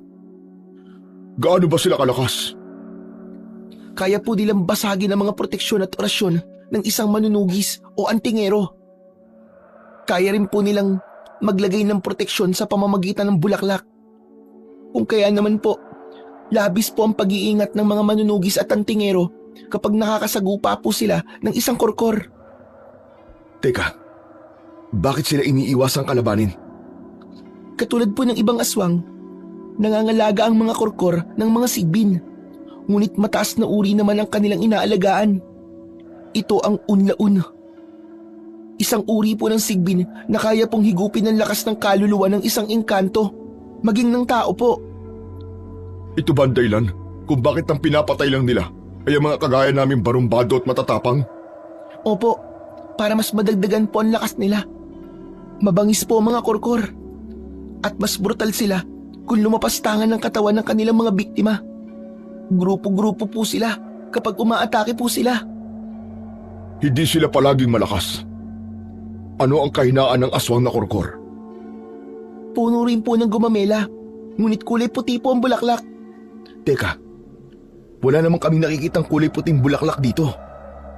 Wala po talaga rito. Dahil nasa loob po yun ng bakuran ni Kapitan Ingo. Marahil nakita niyo po yun bago po kayo nakapasok dito. Hindi niyo lang po siguro maalala. Ibig sabihin, aswang din ang kapitan ng baryong ito? Opo, siya po ang pinuno at tagapangalaga ng proteksyon. Grabe, hindi ako makapaniwalang si Kapitan Ingo ang pinuno ng mga aswang. Hindi nga siya lumaban sa akin nung hinamon ko siya ng duelo. Patahi-tahimik lang po siya. Pero malupit po siya, maniwala po kayo. Marami na po siyang pinatay at lahat po ng kanyang mga nagiging biktima ay mga dayong tricycle driver na napapadpad lang po dito. Siya nga pala. Anong kailangan namin gawin sa gumamelang iniingatan ni Kapitan Ingo? Kailangan niyo pong putulin gamit ang palakol. Puputulin niyo po ang pinanggagalingan ng bangis ng mga aswang na kurkor. Sa mga natuklasan namin mula sa iyo, ibig sabihin marami na talaga silang nabiktima. Opo, lahat po ng nakakapasok na tricycle dito, nasisira po ang kanilang sasakyan. Kaya mapipilitan po silang pumasok dito. Yun, tsaka po sila pinapatay. Paano nangyari yun?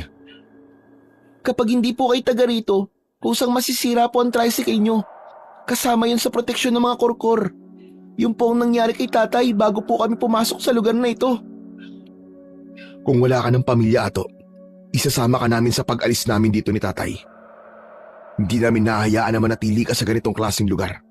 Pero bago yun, uubusin muna namin ni tatay ang mga kurkor dito. Tama, putulin ang dapat na putulin. Ato, kailangan namin ng tulong mo. Nakahanda po akong tumulong sa inyo dahil kabisado ko po ang pasikot-sikot sa baryong to. Pero hindi po basta-basta ang mga kalaban ninyo. Hindi rin kami basta-basta, Ato. Kapag malakas ang kalaban, kailangan ng tamang taktika. Unti-unti natin silang aatakihin para mabawasan ang kanilang puwersa. Sang-ayon ako sa sinabi mo, anak. Bago po yun, unahin niyo pong putulin ng kulay puting gumamela para po magkaroon ulit ng bisa ang inyong suot na medalyon. Tanging ang may suot lang ng medalyon ng 7 arkanghel ang makakalupig po sa kanila. At unang hakbang, sirain po ang proteksyon. Naiintindihan ko na. Masasamahan mo ba kami papunta ron? Opo. Maingat naming pinagplanuhan ang aming mga gagawin. Maya-maya pa ay merong dinukot na bagay si Ato sa ilalim ng katre nito. Kuya Dante, ito po ang sandatang makakaputol sa puno ng gumamela. May orasyon po ito ni tatay. Ginawa niya po bago po siya namatay. Ikaw po ang gagamit nito. Tapusin niyo po ang mga aswang sa lugar na ito. Sige, ako ang gagawa. Pero ang liit naman yata ng palakol na ito. Opo, maliit nga po. Pero mabisa naman po yan at matalas. Tsaka, kailangan niyo pa rin po ng matinding pag-iingat. Sige Ato, maraming salamat sa tulong mo. Teka, bakit kaya parang pamilyar sa akin ang palakol na yan? Hindi ko lang maalala kung saan ko ito nakita. Marami naman po kasing kagaya ang palakol ni tatay eh. Pero hindi ito isang simpleng palakol lang. Dahil gamit ito ng isang malakas na antingerong manunugis. Sayang Ato, hindi ko nakilala ang tatay mo. Sana nga po, naging mahaba pa ang buhay niya. Kung buhay po siya, maaaring napatay na po niya ang lahat ng mga aswang dito. Pagsapit ng gabi, ay isinagawa na nga namin ang aming plano. Sa tulong ni Ato, ay sumunod lang kami sa kanya patungo sa bahay ni Kapitan Ingo. Maigpit kong hawak noon ang kadenang bakal na nakapulupot sa kamao ko. Samantalang si tatay naman ay nakasandal sa kanyang balikat ang tubong bakal. Si Ato na rin ang nagdala ng palakol. Maingat din ang akbang ng aming mga paa at nagtago kami sa bawat punong madadaanan namin. Habang nagkukubli kami, ay pinag-aralan naming mabuti ang mga galaw ng mga tanod sa paligid. Pambihira na yan, Ato. Talaga palang pinapabantayan ni Kapitan Ingo ang gumamela sa gitna ng kanyang bakuran. Opo, kaya kailangan po natin mag-ingat sa bawat kilos natin. Anak, uunahin natin putulin ang punong iniingatan nila. Opo, Tay. Kapag naputol na po natin ang puno, manghihina po sila panigurado. Magagawa na po natin na pabagsakin po ang mga korkor. Tsaka lalakas na po ulit kayo dahil magkakabisa na po ang medalyon ninyo. Tay, Ato, iikot ako sa kabila. Tay, kayo na po ang bahala rito. Huwag niyo pong iiwan si Ato kahit anong mangyari. Sige anak, mag-iingat ka rin. Kuya, talasan mo lang ang pakiramdam mo. Umikot po kayo sa kabilang tarangkahan. Siguradong wala pong bantay doon. Ganun nga ang ginawa ko. At nakatulong talaga ang madilim na bahaging yon ng bakuran. Kaya tagumpay akong nakaikot sa kabilang pintuan. Ngunit natigilan ako dahil narinig ko ang boses ni Brando. Lolo, di na po ako makakapayag na mabigo pa kami sa kanila. Baka makatunog sila at tumakas. Mas lalo po tayo mahihirapan sa kanila. Kailangan ngayong gabi, tapusin na po natin ang mag-ama. Huwag kang masyadong mainip, Apo. May tamang oras para dyan.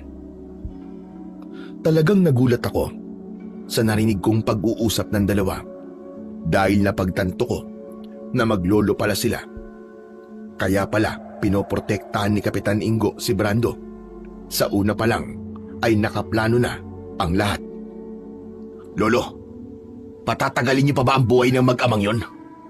Hindi po ba't si Tatang Gaston ang pumatay sa mga magulang ko at lola ko? Kagaya ng sinabi ko, huwag tayong padalos-dalos ng desisyon. Kung madali nating napatay ang tatay ni Alex, ibahin mo ang dalawang yon. Nararamdaman ko na malakas sila. Kung ako lamang po masusunod, ngayon din, sasalakayin ko na sila sa bahay na yon. Huwag mong maliitin ang kakayahan ng kalaban mo. Hanggat suot nila ang medalyong 7 arkanghel, ay mapanganib pa rin sila. Maaaring maisa nila tayo. Kaya kailangan ng matinding pagbabantay sa ating iniingatang proteksyon. Pero Lo, hindi na po talaga ako makapaghintay. Kapag nakikita ko mag-amang yon, kumukulo talaga ang dugo ko. Doon ko rin nadiskubre na sila rin pala ang pumatay sa lolo Gaston ko at hindi yun alam ni tatay. Kaya naman, hinintay ko na umalis sila sa lugar na yon. Saka ako lumapit sa kinaroroonan ng puno ng gumamela na merong kulay puting bulaklak. Agad akong nagtago sa gilid nang makita kong may 2 bantay na aswang. Hinawakan ko sa tigkabila ang dulo ang kadenang bakal at maingat akong humakbang patungo sa nakatalikod na halimaw. Mabilis ko itong sinakal gamit ang kadena. Nang lumingon sa akin ang isa pa niyang kasama, ay agad ko siyang sinipa sa muka at bumagsak ito sa lupa. Naipulupot ko kagad sa kamay ko ang kadenang bakal at yun ang ginamit kong pansuntok sa kanyang muka. kaya hindi sila nakalika ng ingay. Doon ko naman sinenyasan sina Ato at Tatay para pumasok sila sa loob ng bakuran. Nang makalapit sila sa aking kinatatayuan, saglit kaming nagtago sa madilim na sulok ng bakod. Tay, nadiskubre ko po, maglolo sina Brando at Kapitan Ingo. At sila rin po ang pumatay kay Lolo Gaston, pati na po sa mga kapatid ninyo at pamilya nila. Mga hayop sila. Hindi ko sukat akalain na dito ko rin pala sila matatagpuan. Humanda sila sa akin. Papatayin ko silang lahat. Pagsisisihan nilang pinatay nila ang Tatay Gaston ko. Lolo Gaston? Gaston Meares po ba? Oh, teka Ato, paano mo nalaman ang buong pangalan ng lolo ko? Lolo mo pala si Lolo Gaston?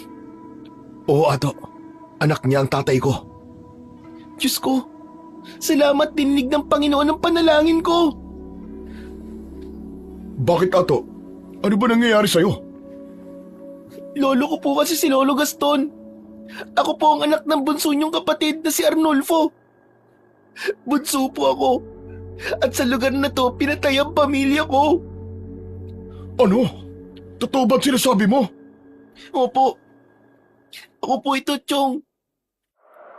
Sabi po ni Tatay, makikilala niyo raw po ako kapag nakita niyo ang palakol na to.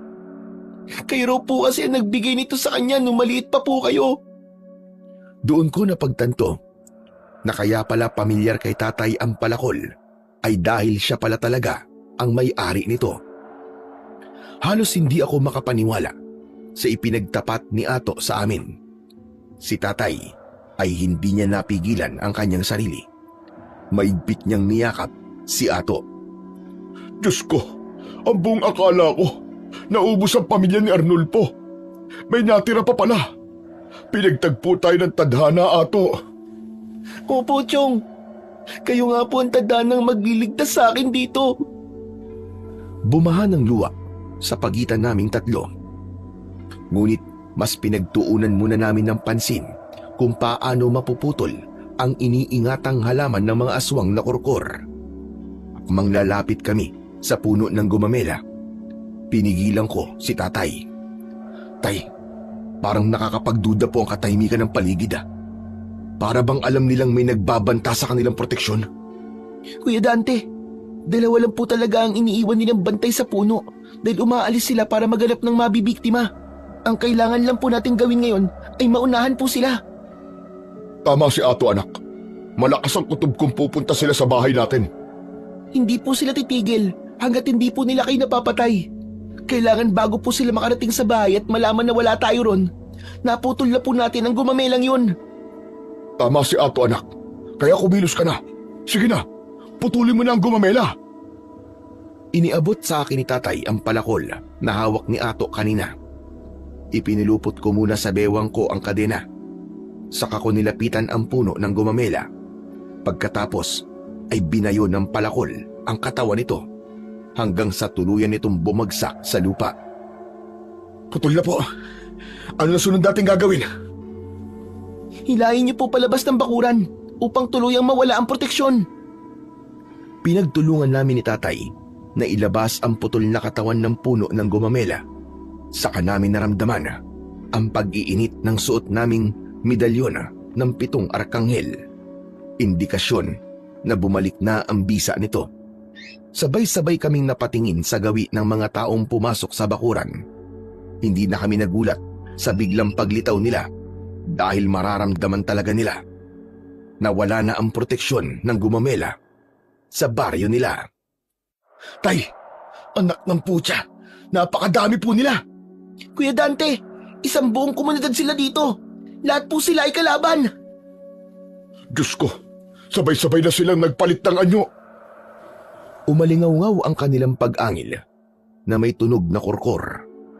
Nagkagulo ang mga ito habang ang kanilang malapot na laway ay tumutulo sa labis na galit.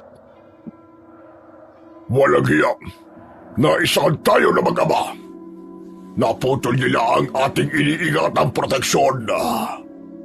Lolo, tinulungan sila ni Ato. Traidor siya sa lahi natin! Nagkakamali kayo! Dahil kahit kailan, hindi niyo ako kahuri! Mahina ang isip nyo. Naisaan kayo ng pamangking ko. Anong ibig mo sabihin?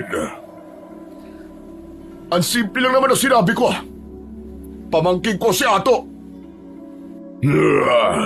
Hindi. Paano nangyari yun? Mga mahihina. Isang bata lang pala ang makakaisa sa inyo. Inutil kang kapitan. Ano pag hinihintay nyo? Sugod mga alagad ko! Patayin silang lahat! Tuluyan na nga kaming kinuyog ng mga aswang na korkor. Ngunit sa pagkakataon yun ay may angking lakas na kami, kaya nahirapan sila sa pag-atake sa amin. Lolo, masyado po sila malakas! Hindi ko sila kaya! Hindi natapos ni Brando ang kanyang sasabihin dahil napuluputan na ito ng aking kadena sa kanyang leeg. Ang init! Bakit ang init ng kadenang ito? Nasasaktan ako!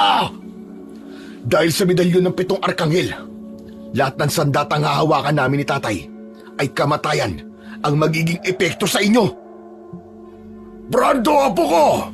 Lumaban ka! Tao lang sila! Wala silang lakas laban sa atin! Nagkakamali ka, tanda! Dahil ang kagaya ko, ang papatay sa apo mo! Lolo, ang init! Napapaso ang leg ko! Tulungan mo ako! Hindi ko na hinintay na makalapit pa si Kapitan Ingo sa akin para tulungan si Brando.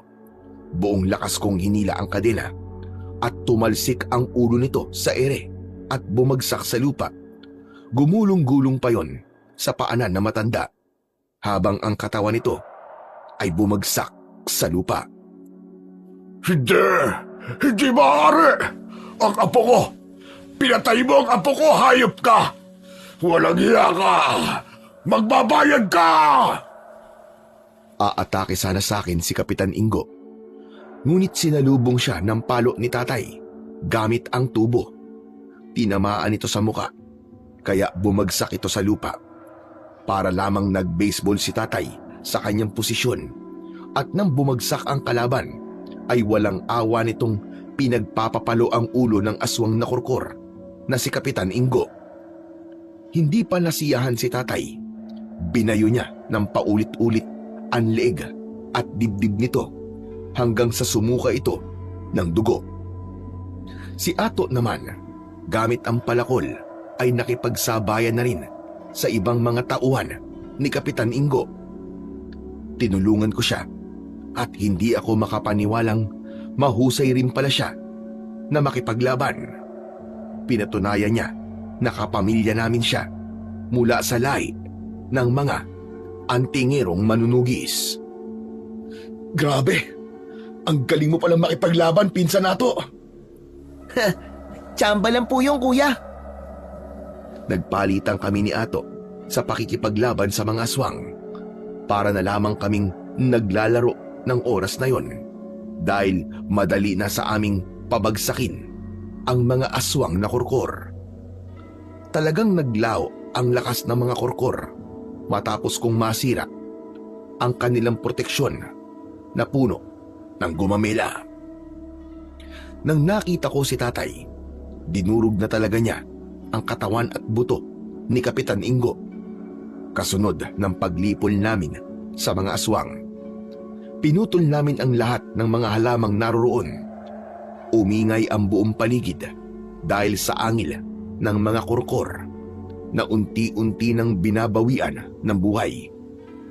Nang mamatay ang kanilang pinuno na si Kapitan Ingo, naglaho rin ang kulay ng paligid.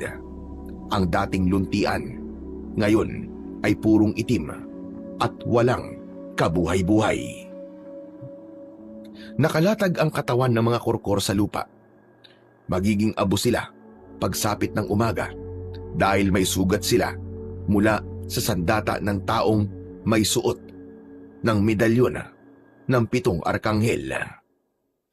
Dong, tapos na po. Malaya na po ako. Patay na po ang mga aswang. Ang tagal ko nagtiis.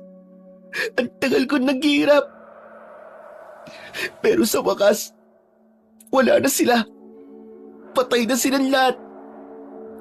Nabigyan na rin po ng hustisya ang pagkamatay ng pamilya ko. Dahil yun sa tulong mo, Ato. Pinahanga mo kami. Ikaw ang pinakamatapang sa lahi ng lahat ng mga antingirong manunugis ng aswang. Oo, pinsan, totoo yun.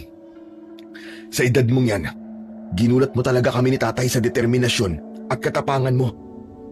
Pinsan, idol na kita. Bilib na bilib talaga ako sa'yo. Talagang namana mo pa ang husay ng kapatid ko pagdating sa pakikipaglaban at panggagamot. Hindi kagaya ng isa dyan. 15 taon pa bago natutunan ang paraan sa pakikipaglaban. Ay, katamad naman talaga. Tatay naman eh. Ako na naman ang nakita. Biro lang. O paano? Tara na. Umuwi na tayo. Sige po. Sa wakas, may pamilya na po ulit ako. Salamat po sa Panginoon. Tama yan, Ato. Magpasalamat ka. Dahil kung hindi dahil sa Panginoon, ay hindi natin magagawa magtagumpay laban sa mga aswang. Hanggang ngayon ay hindi pa rin po ako makapaniwalang ligtas kaming nakalabas sa baryong yun ng mga aswang na kurkor. Akala namin noon ay katapusan na talaga namin sa lugar na yon. Nalaman din po namin na yung pala ang tinatawag na baryo ng gumamelang kurkor sa probinsya na hindi ko na po babanggitin ang pangalan. Dahil dati po itong tirahan ng mababangis na mga aswang. Inilihim ng mga tao ang tungkol sa baryong yon. Sa ngayon po ay masaya na kaming namumuhay sa lungsod ng Maynila. Kasama ko po si Ato na meron na ring sariling pamilya. Hindi rin po ako makapaniwalang si Ato ay naging isang magaling na albularyo sa aming lugar. Siya na rin po ang nangangalaga sa medalyon ng aking ama. Napatunayan po namin ni tatay na talagang mapagbiro ang tadhana dahil hindi namin akalain na doon namin matatagpuan ang pinsan kong si Ato. Hindi masusukat ang lakas ng kapangyarihan ng isang tao kung walang gabay ng Panginoong Diyos. Muli pong pinatunayan na kailanman ay hindi mananalo ang masama laban sa puwersa ng kabutihan. Ang kwento ko pong isinalaysay sa inyo ay isa lamang pong bahagi sa aking nakaraan na hindi ko po makakalimutan. Hanggang dito na lamang po ang aking kwento. Lubos pong nagpapasalamat, Dante. Sa kwentong ating napakinggan, pinatutunayan lamang na sa huli, ang pagiging padalos-dalos, mainitin ng ulo at barumbado ay tila apoy na unti-unting sumusunog hindi lamang sa iyong sarili, kundi pati na rin sa tiwala, respeto at pagmamahal ng mga taong nasa paligid mo. Ang galit na hindi napipigilan ay nagiging dahilan ng maling desisyon, mga salitang hindi na mababawi, at mga sugat na maaaring hindi na tuluyang maghilom. Tandaan natin na ang tunay na tapang ay hindi nasusukat sa lakas ng sigaw o sa husay makipag-away, kundi sa kakayahang kontrolin ang sarili at piliin ang kabutihan sa kabila ng init ng damdamin. Sabi nga sa Biblia, ang mahinahong sagot ay nakakapawi ng puot, ngunit ang salitang marahas ay nakakapagpagalit. Yun ang sabi sa Kawikaan 15:1. Sa gitna ng bawat pagsubok, piliin nating maging mahinahon, mag-isip bago kumilos, at pairalin ang awa at pangunawa. Sapagkat sa bawat pagkakataong pinipigilan natin ang ating galit, mas lalo nating pinagtitibay ang ating pagkatao at pananampalataya sa Panginoon. Ang tunay na lakas ay makikita sa taong marunong magpatawad, umiwas sa gulo, at tumulong sa kapwa ng may malinis na puso. Kaya sa halip na pairalin ang init ng ulo, gawin nating sandata ang kabutihan at pananampalataya, sapagkat dito natin matatagpuan ang kapayapaan na hindi kayang ibigay ng anumang pakikipagtalo o alitan.